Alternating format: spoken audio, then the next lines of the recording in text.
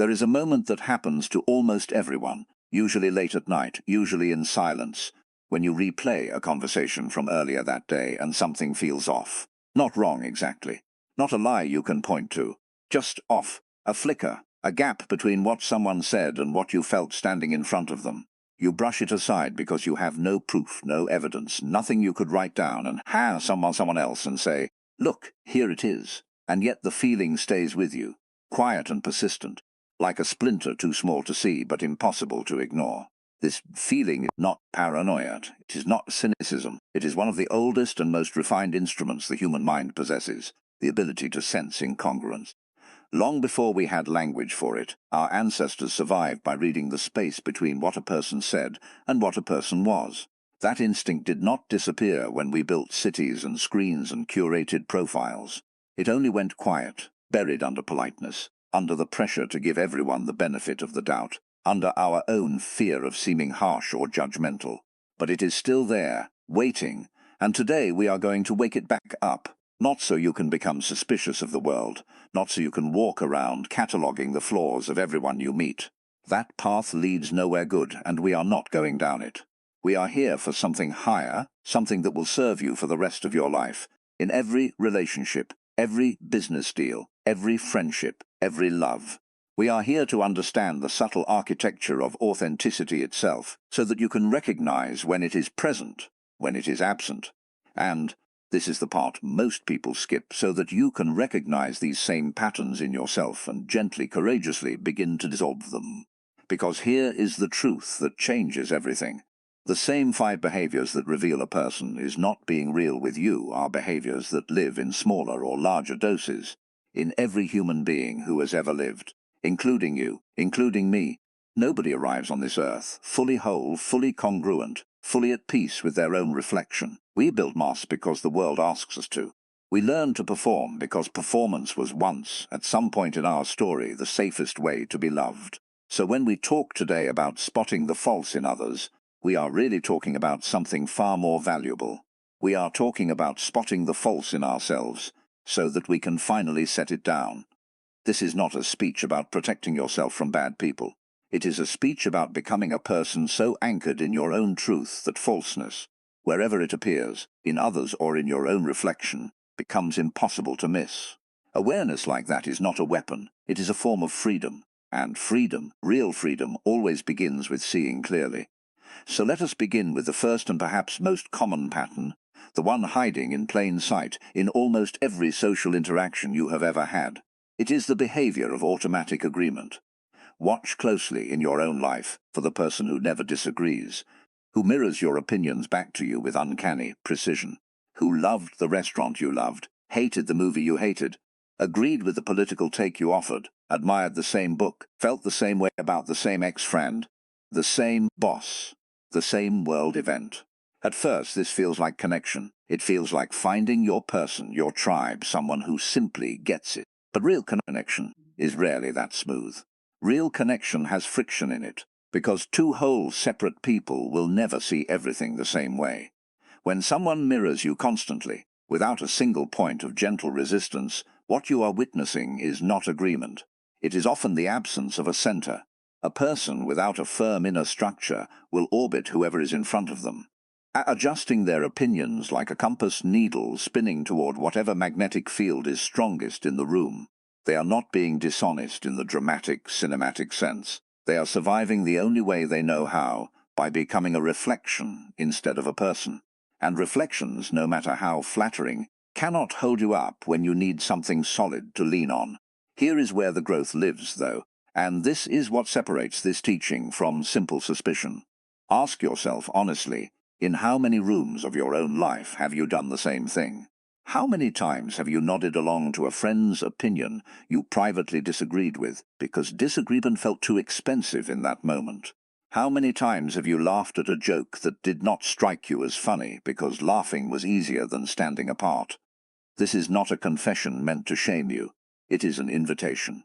Every single time you notice yourself dissolving into the opinions of the room, you're being handed an opportunity to practice something rare and valuable, the muscle of gentle, respectful disagreement. Not aggression, not contrarianism for its own sake, Just the quiet, steady act of saying, "I actually see it a little differently," and staying calm while you say it. That single sentence, repeated enough times, rebuilds a spine, and a person with a spine does not need to mirror anyone, because they already know who they are. The second pattern lives in a slightly darker corner, and it requires more patience to see, because it only reveals itself over time, across many interactions, in the space between what someone promises and what someone actually does when nobody is applying pressure.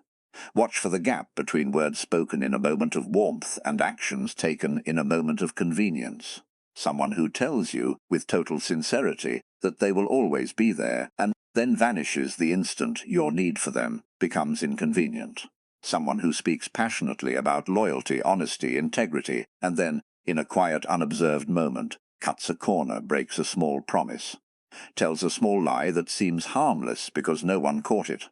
This gap is one of the most reliable signals there is, because words are cheap and infinitely renewable, but patterns of behavior, repeated across time, cannot be faked forever. Eventually, the truth of a person leaks out through what they do when they think no one is measuring them. But before this becomes another reason to judge the people around you, turn the mirror inward again, because this is where the real transformation happens. All of us have said things we did not fully live up to. All of us have promised more than our circumstances, our energy, our unhealed wounds allowed us to deliver. The goal is not perfection. No human being has ever achieved perfect alignment between every word and every action, and chasing that standard will only exhaust you and everyone around you. The goal is honesty about the gap. A person on the path toward wholeness does not pretend the gap does not exist. They notice it, they name it, sometimes even out loud, and they work patiently, unglamorously, to close it a little more each year. That is the entire difference between someone building a genuine life and someone performing one. It is not the absence of failure. It is the presence of honest reckoning with failure. So ask yourself tonight, quietly, without an audience, where in my life have I let my words run ahead of my actions? Where have I promised a version of myself I have not yet built? This is not a question meant to wound you. It is a question meant to orient you, like a compass, back toward the North Star of your own integrity. Because the moment you start closing that gap, even by a single degree, people around you feel it before they can explain why. Trust is not built through grand declarations. It is built through 1,000 small, unremarkable moments where your actions quietly confirmed your words. Start there. The third pattern is subtler still, and it hides inside something that looks, on the surface, like strength. The inability to ever say simply and plainly, "I was wrong."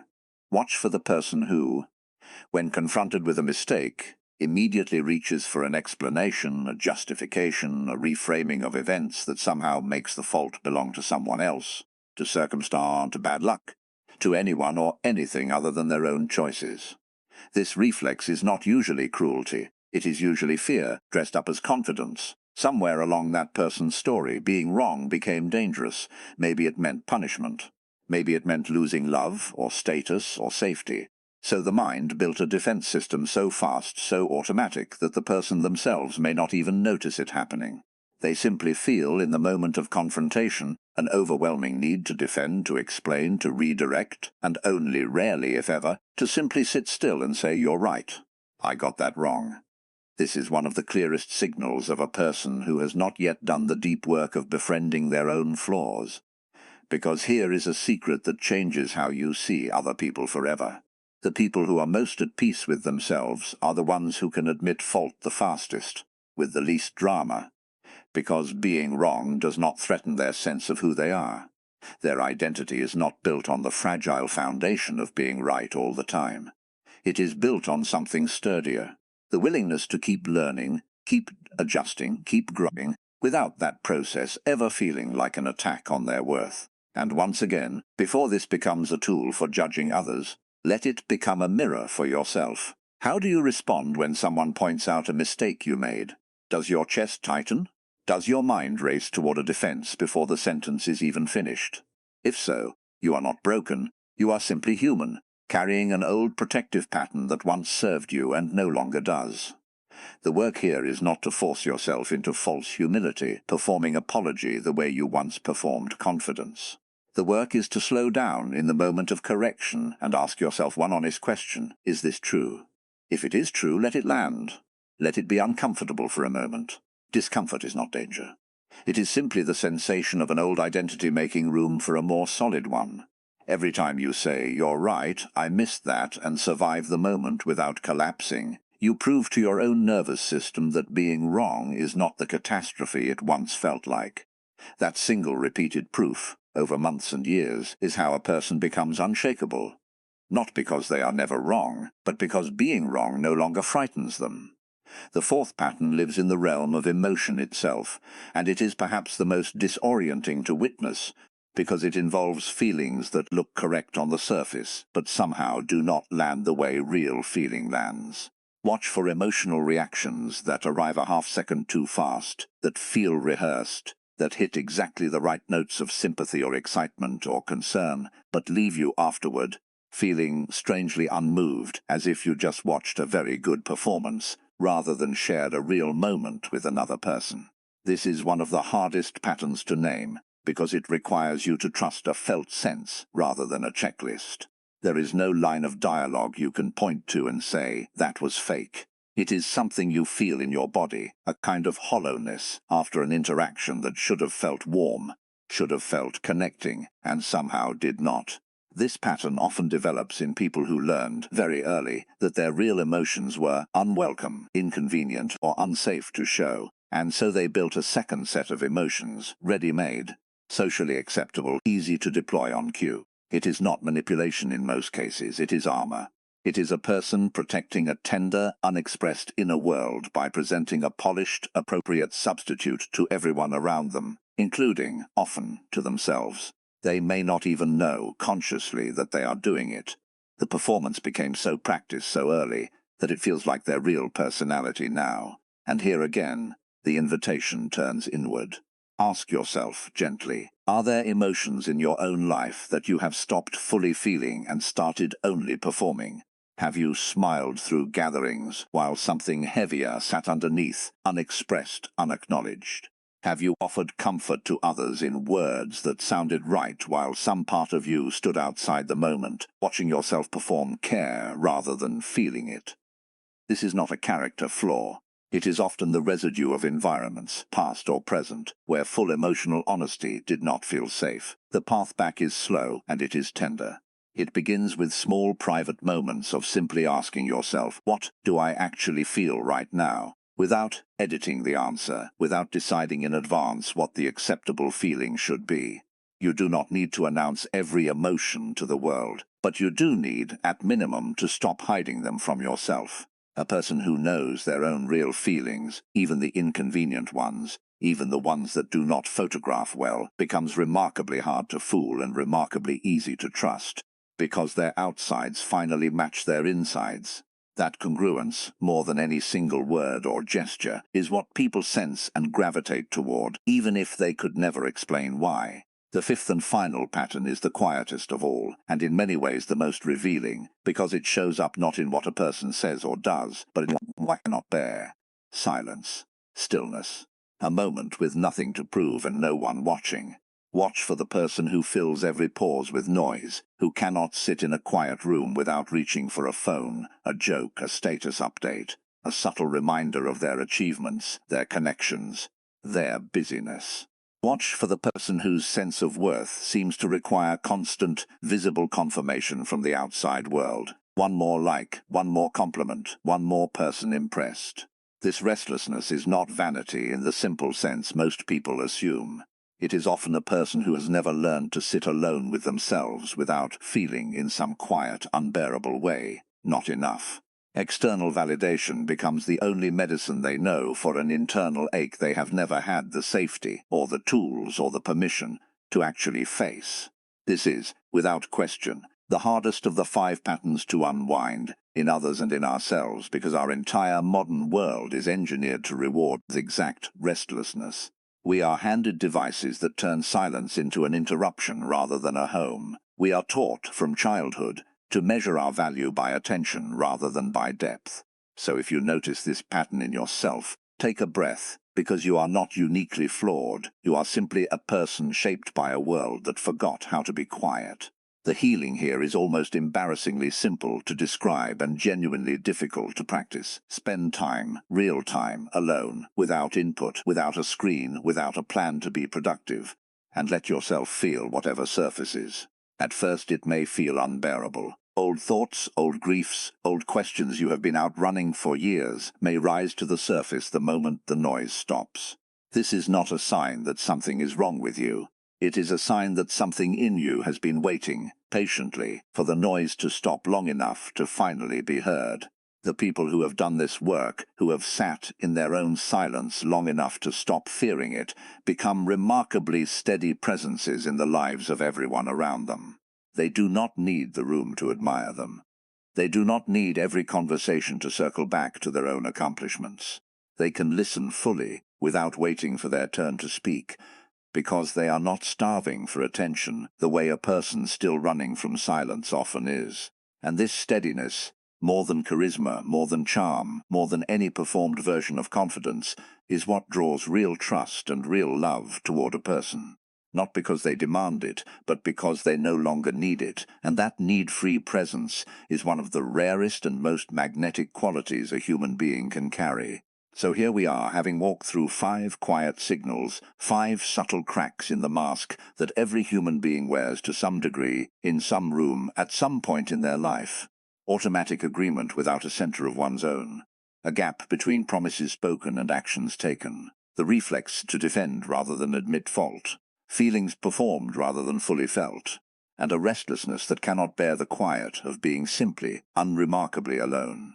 Notice that not one of these patterns is a reason for cruelty, or judgment, or writing another person off as broken beyond repair. Every single one of them is, first and foremost, a map of where a person has been wounded, protected, taught to survive, rather than taught to simply be. Compassion does not mean ignoring these patterns when you see them clearly in someone whose actions are causing you real harm. Discernment and kindness can live in the same heart. You are allowed to protect your peace from someone unwilling to grow, even while understanding, with real compassion, why they became who they are. But the deepest use of everything we have spoken about today is not aimed outward at all. It is aimed at the quiet room inside your own mind, where you meet yourself, honestly, without an audience. Because the truth is that none of us are finished. None of us walked out of childhood, out of heartbreak, out of every hard season we survived, with a perfectly congruent, perfectly authentic self already intact. We built masks because masks kept us safe when we did not yet have the strength to stand fully exposed. There is no shame in this. It is simply what human beings do to survive difficult chapters. The shame only enters the story if we refuse, once we are safe enough, once we are strong enough, to slowly, patiently, take the mask off and meet our own reflection with honesty instead of performance. This is the real work. Not becoming a detective who spots falseness in every stranger you meet, but becoming a person so committed to their own honesty that falseness, wherever it lives, simply becomes visible by contrast. The way a single true note stands out against a room full of noise. Every time you choose a real opinion over a comfortable agreement, you close the gap. Every time you let your actions catch up to your promises, you close the gap. Every time you say the 2 words, "I'm sorry," or "you're right," without flinching, you close the gap. Every time you let yourself actually feel something, instead of merely performing the correct emotional response, you close the gap. And every time you sit alone in silence and let it simply exist, without rushing to fill it, you close the gap. None of this happens overnight, and none of it needs to. Growth like this is not a single dramatic transformation. It is 1,000 small, quiet choices made over years, each one nudging you a little closer to a life where your insides and your outsides finally, comfortably, agree with each other. And when that happens, something remarkable occurs. You stop needing anyone's approval to know who you are. You stop needing to perform a version of confidence because you actually possess it. You stop needing the room to be loud because you are no longer afraid of what you might hear in the silence. You become, simply and without effort, real. And real, it turns out, is the most magnetic quality a human being can ever carry, not because it is flashy or impressive, but because it is rare, and because everyone, whether they can name it or not, is searching for it in every room they enter. So carry this with you, not as a list of red flags to hunt for in strangers, but as a mirror to hold, gently and often, in front of your own life. Notice where you mirror instead of standing firm. Notice where your promises outrun your actions. Notice where defending feels safer than admitting. Notice where you perform a feeling instead of living inside it. Notice where silence feels unbearable instead of restful. And then, one small honest choice at a time, close the gap. This is not a destination you will ever fully arrive at, and that is not a discouragement, it is a relief, because it means the work itself, the ongoing, patient, humble work of becoming more real, is the entire point. Not perfection, not some finished, polished version of yourself waiting at the end of the road. Just the daily practice of choosing truth over performance, again and again, until truth simply becomes who you are. And when you live that way, you will not need to search for authenticity in others, because you will recognize it instantly, the way a tuning fork recognizes its own true pitch the moment it enters the room. You will draw real people toward you, and you will gently, without bitterness, let the performances fall away from your life, not because you rejected anyone, but because your own frequency finally settled into something true, something steady, something unmistakably, unapologetically real.